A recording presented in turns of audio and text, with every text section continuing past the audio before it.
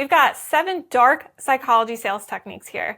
Every small business, large business, all businesses use these, including myself. If you use all of them, you're literally going to be making bank. So let's get right into it. We're going to go with number 1 here.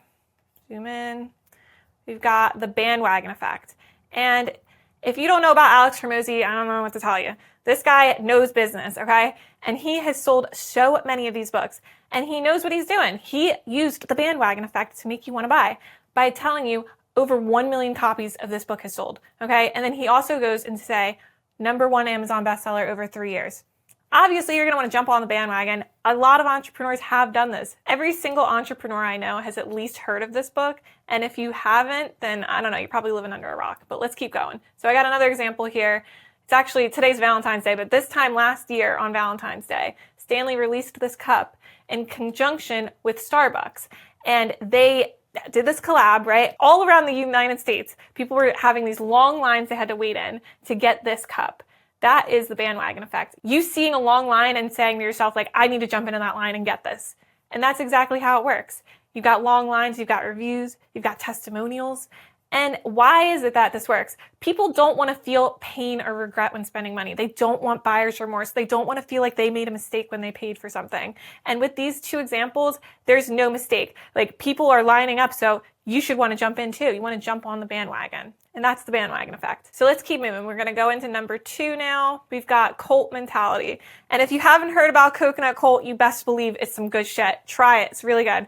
And I'm going to go over this one first. I actually went on to TikTok and typed this in to see if it's still relevant because I'm like, is it still relevant? It is very much still relevant, okay? These girls feel like they're a part of something. They're all together picking it up.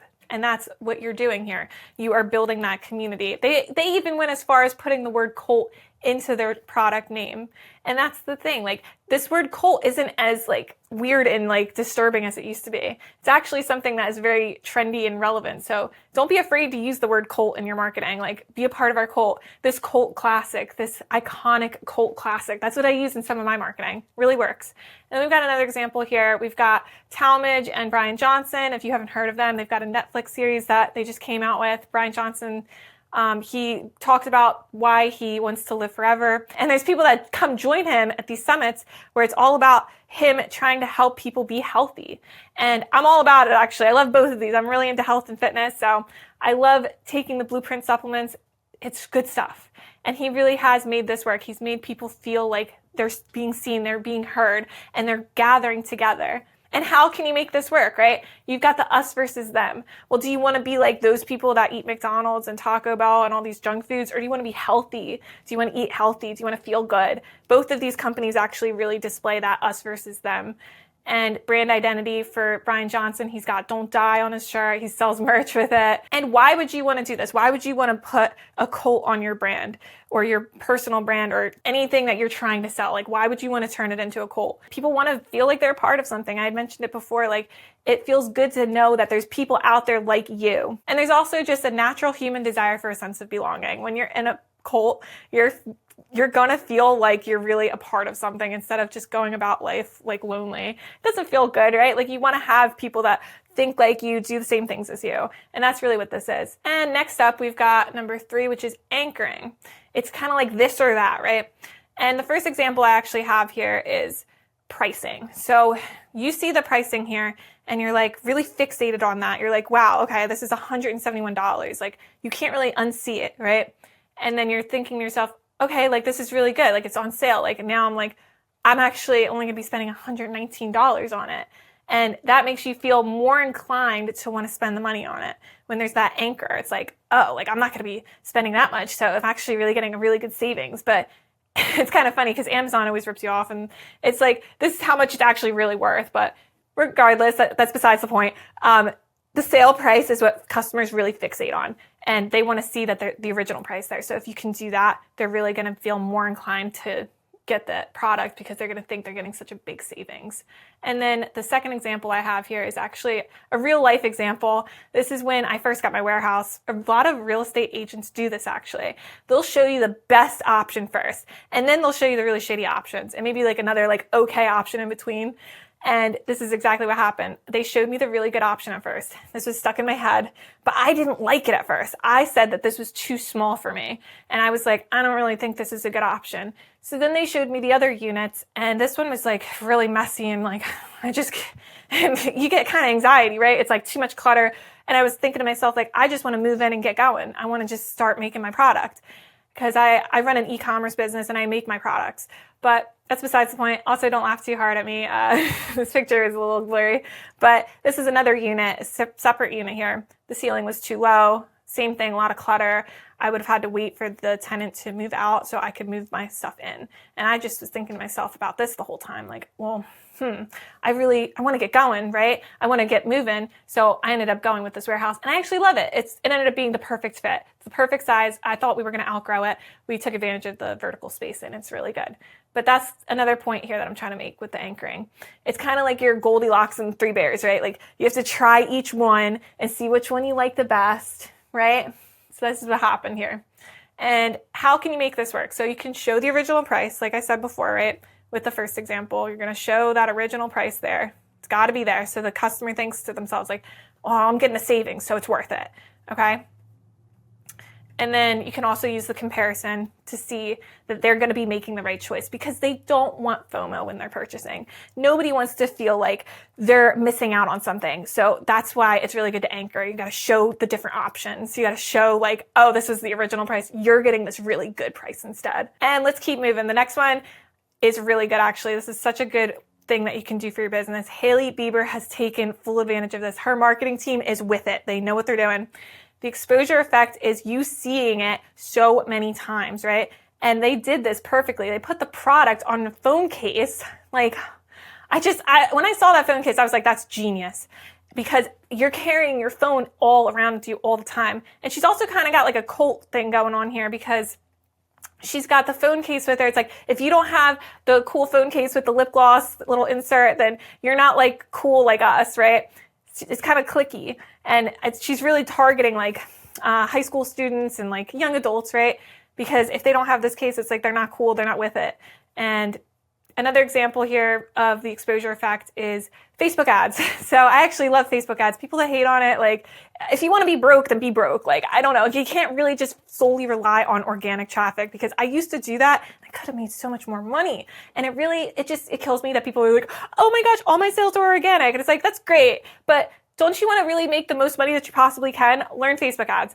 And that's the thing here. Like, you're going to be seeing it over and over again. And the customer needs to see the product. It's up to this many times, actually. 7+ hours of content. If you aren't on YouTube, by the way, and you want to do personal branding, and you want to be an influencer, or you want to do something that is like this, for instance, like where I'm teaching online, get on YouTube, because it takes 7+ hours of content for somebody to want to buy from you. Okay. Another thing is you can do product placements, familiarity here. People really want to see something that they've seen before, so that they know like it's legit. I don't know why. It's a weird psychology thing here, but this really works. And seeing an ad 7+ times too, same thing. You're just going to be seeing it over and over again. It's going to make you want to buy. And then why is it? People love familiarity. The more they see it, the more they're going to want it. If you are pushing that product as many times as possible, the customer is going to be thinking about it more. They're going to want to buy it more. And next up, we've got Twist the Knife. And the first example here, I actually took from this brand. I love them. That's called SolarWave. And I love their red light wand. Most of the products I mentioned throughout this video, I love and I'm obsessed with. But here's the thing.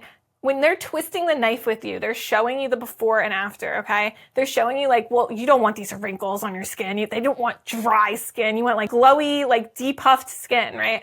And that's what they're showing you in this after. So they're twisting the knife by showing you like, well, you don't want to be wrinkly and old and ugly, right? You want to be young and youthful and like glowing.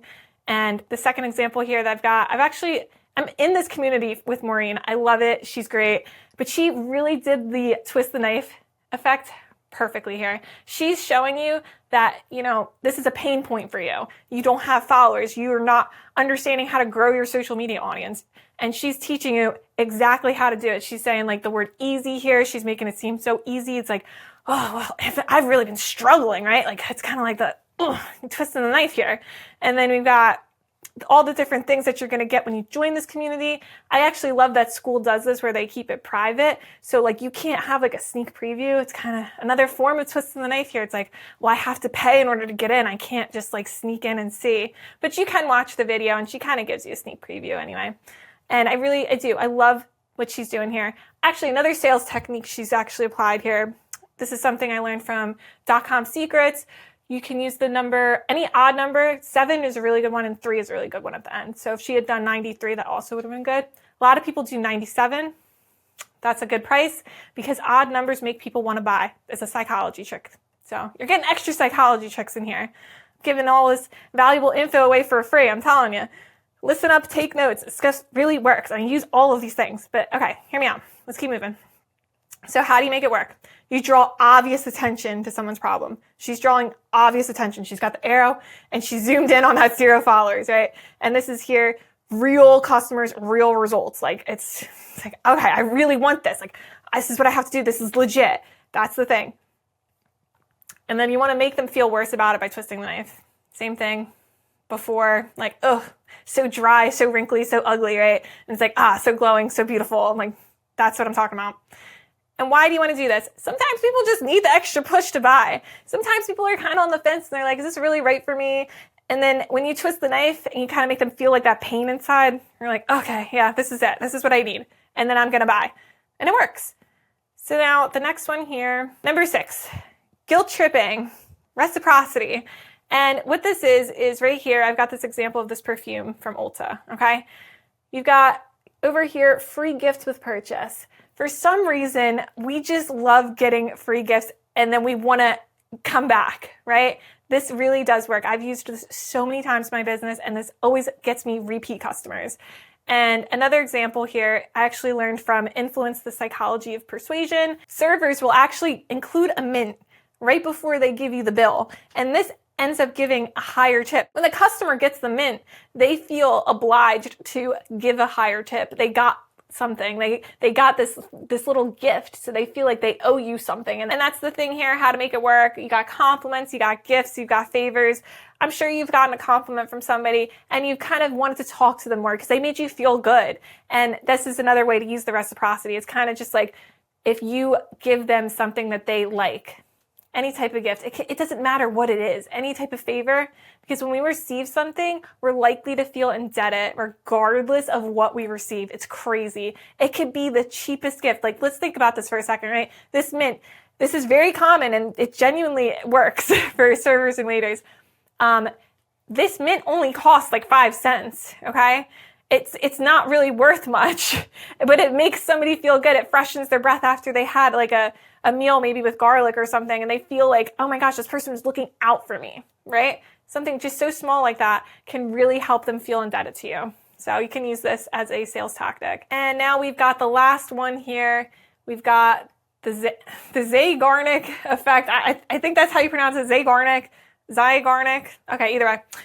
The first example here we've got is with your iPhone, right? You have like an update available. And for some reason, we just can't stop thinking about it, right? It's like an open loop. That's what this is. It's like something that needs to be complete. Like you just, even though you're not going to do it right away, you're thinking about it. It's in your mind. And you gotta update. You know you gotta update and you just keep thinking about it. That's the point I'm trying to make here. We've got another example that you can really use. Rewards programs. This works out really well because they're going to see, like Starbucks does this really well. They have a bar here. They're constantly showing you, as soon as you open up the app, you're seeing like, oh my gosh, I just need a few more points in order to get this free drink. So I'm going to do it. And that's what it is. You want to be able to finish the task because this is going to help incentivize the customer to come back or to buy more. And you can do this with updates and sneak peeks too. Like you can have certain content that has like a part 1 and that way they're going to want to come back for the part 2. Series do this really well. This is really common on Instagram right now where series is really trendy. If you can come up with a series, people are going to come back and want to continue watching the series. And same thing with sneak peeks. I do this actually. Some artists will do this. Like I've noticed on Spotify, they'll have an album that came out and they'll just show you like 1 or 2 songs, but they'll kind of gray out the other songs. You want to click on it, you want to come back. That's the thing. Unfinished tasks create cognitive tension, which makes people come back to finish, come back to listen to more, come back to buy more. So that's what you want to really implement. And I hope you liked this video, 7 dark psychology sales techniques. If you use all of these in conjunction with each other, you're really going to make bank. I'm telling you, this stuff really works. I highly recommend the most, like if I had to pick any of these to start with, go for the cult mentality, because this has really been working and it's been really trendy. And this also creates scarcity, which is another thing you can implement as a sales technique for psychology here. Because when something is sold out, you want it more, right? You're like, oh, missed out. Like I get so mad when I go to Whole Foods and I see that coconut cult's out of stock. It really pisses me off and I want to come back. It's actually opening up the Zeigarnik Effect. Okay? I want to come back and get my coconut cult again. So these really do. They end up getting used in conjunction a lot naturally. And if you can apply these, I'm telling you, you're going to make big moves in your business. Thank me later. And if you like my energy and you want to work with me, one-on-one coaching is available. So scroll down right now, click on the top link in the description, and I can see if we're a good fit for each other. And if you liked this video, give it a like, comment, let me know if you want more videos like this, and I will see you next time. Bye for now.